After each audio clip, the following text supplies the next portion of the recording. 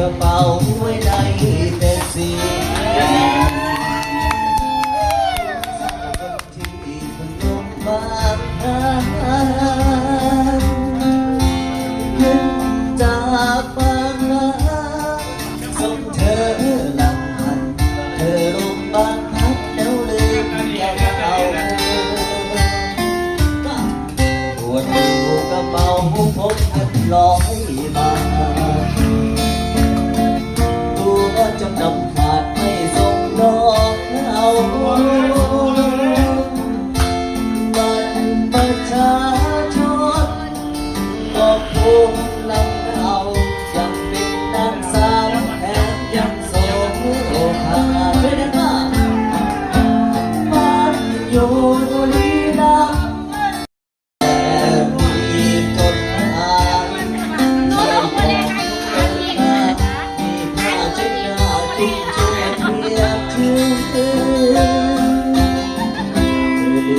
กระเป๋าไว้ใน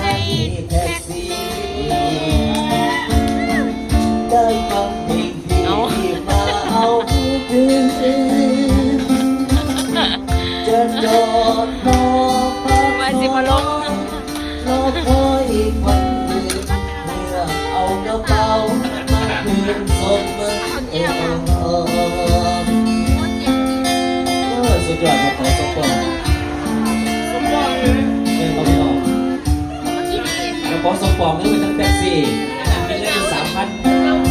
นี่พออะไรกันเนี่ย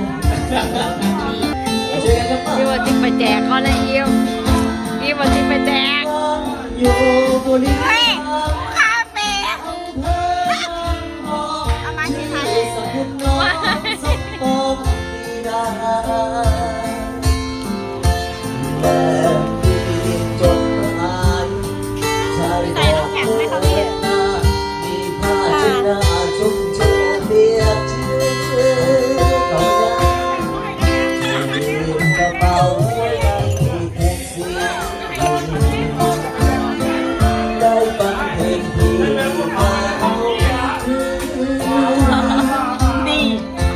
จอดรอ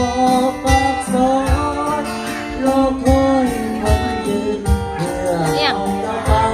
มาคืนส่งอะไรล่ะสุดยอดพี่น้องครับขอบคุณกำลังใจน้องๆจริงๆนะครับผมขอบคุณครับครับพี่ขอบคุณ